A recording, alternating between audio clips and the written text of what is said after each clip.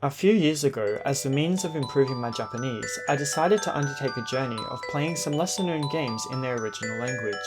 I felt that JRPGs, which I tend to drift toward, would be way too text-heavy, so decided to compromise with the point-and-click adventure game Clock Tower on the Super Famicom.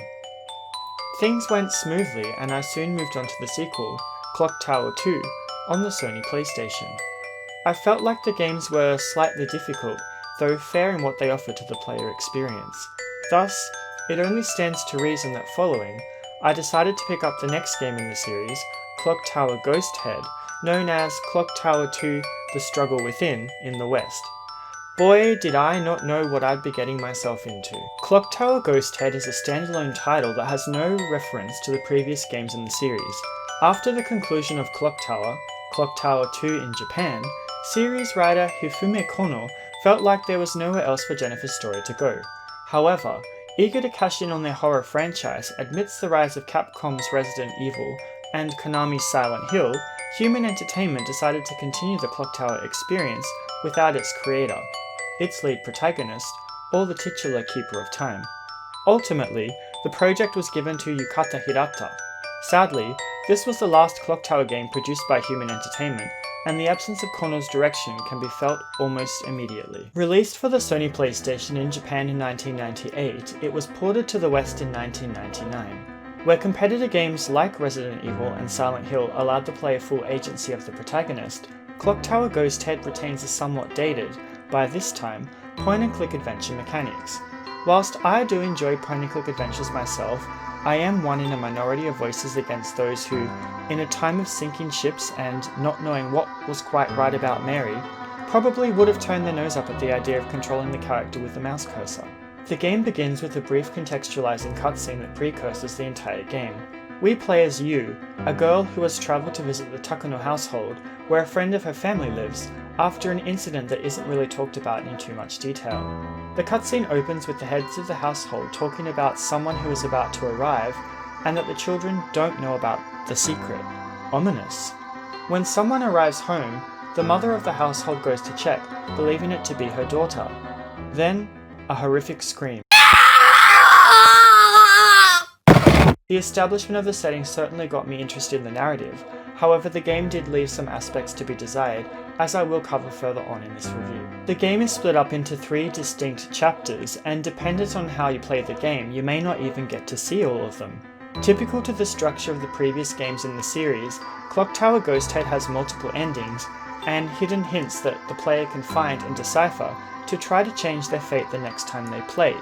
The first chapter is called Yellow Cursed Doll, or the Japanese simply reads Norowareta Ie, Cursed House. If the entire game followed the same format that the first chapter exhibits, then maybe I would have had a better time with this title. At first, Yu appears to be an unassuming girl, but we later learn that she harbours a dark secret. In truth, she exhibits severe symptoms of multiple personality disorder that manifest whenever she finds herself in a situation of duress. Where Yu is generally calm and passive, her counterpart Shaw is much more vulgar and violent, which parallels Yu's general disposition. I enjoyed the tonal shift between the two characters a lot. For example, where Yu condemns intense violence and generally needs to hide from or use everyday objects against her pursuers, Shaw welcomes it and will happily use a gun or a weapon to defend himself. When the game was localized for the West by Age Tech, for some reason they felt that the Japanese setting of the game wouldn't be palatable to a Western audience. So rather than allow Western players to learn about the esoteric Eastern culture, Age Tech changed the setting from being Osaka, Japan, to California, North America, which is a little rich considering that the home clearly has Japanese motifs such as a washitsu, Japanese style room, and a genkan, where people remove their shoes before entering the home. Character names were also westernized, so as not to confuse Western players, I guess. Anyway, I'm glad that these days games usually retain their origins when they are localized, rather than being lost in the localizer's ideals of what they think the public wants. As Yu begins to explore the house, she finds evidence that things are not what they seem. The most obvious being several severed limbs flapping about in congealed yellow blood. Venturing further into the domicile, she begins to encounter paranormal activities, as well as be pursued by a young girl called Chinatsu, who is on a murderous spree because she didn't receive the latest Mattel Barbie. Give me your fucking money! But seriously, as the chapter title implies, this house has fallen under a curse, and it is up to both you and Shaw to figure out what's causing it and how to be rid of it before they too succumb to its touch. Like the previous games in the series, Clock Tower Ghost Head has two modes of play. First is Exploration mode, where as the player you can calmly take stock of the situation and explore to your heart's content. Panic mode, on the other hand, sees our protagonist being pursued by something that will kill them upon prolonged contact. In Panic mode, you must try and find a way to either temporarily take out the pursuer or hide until the danger passes. This system has worked well in the past, however, due to Shaw's nature of being confrontational, if Shaw is in control, the only means to rid yourself of a pursuer is to attack with either a weapon in your inventory or an object laying around. This marks the first departure from the typical conventions of a Clock Tower title, as previous games did not allow you to carry around weapons with which to defend yourself. Our protagonist is controlled using a cursor to click around and guide where you want them to go. The previous title, Clock Tower 2, implemented a feature where the cursor would snap to objects that could be interacted with when you passed the cursor near them. Unfortunately, this feature was not included in this game, so you are a little on your own in trying to find what you can and can't interact with. Whilst I felt that this hindered the game a little, the cursor does change its shape when you hover over objects of interest, so I guess that's something. However, the objects that you can interact with differ depending on whether you are you or Shaw. Sometimes you may hover over an object as you, but then later come back and that same object that showed no response now responds when you're controlling Shaw.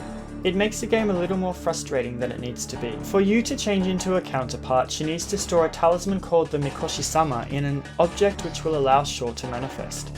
If she is holding the talisman, even in a situation of duress, he will not emerge.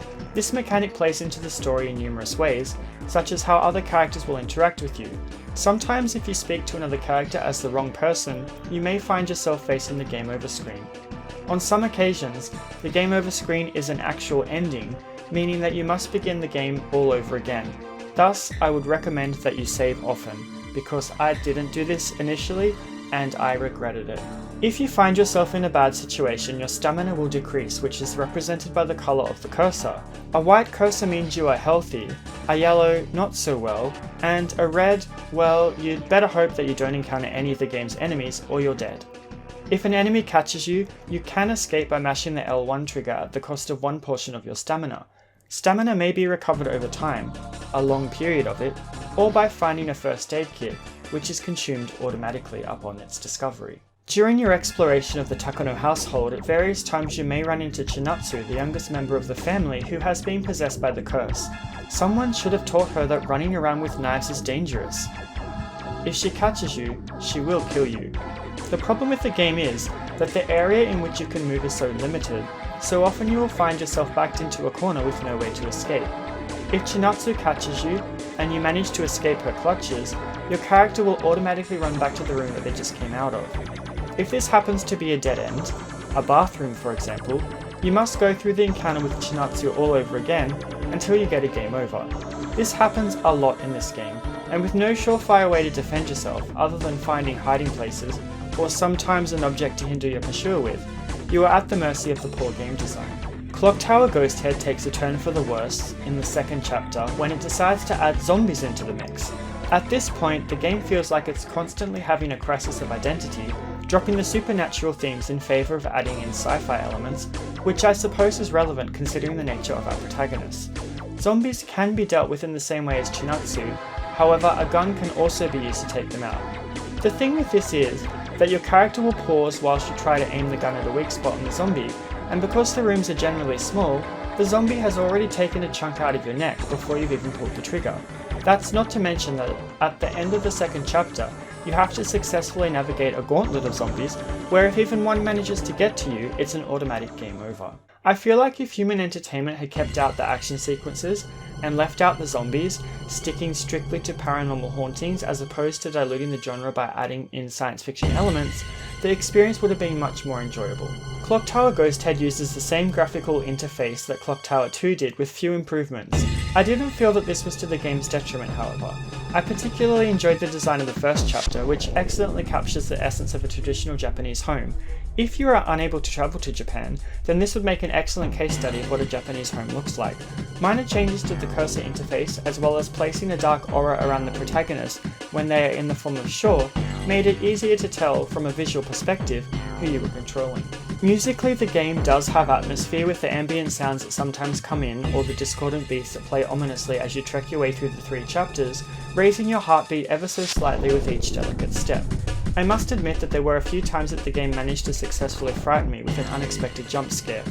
I wouldn't place it on the same level as something like the original Silent Hill in terms of its sound design, but I felt that it did serve its purpose. Conceptually, Clock Tower Ghost Head works well on paper, having a split personality protagonist to progress the narrative. However, the execution of this is so poorly done that it leaves you frustrated whenever you play the game. There were many times that I just got so angry at how unfair the game was that I had to put it down and didn't come back to it for a long time.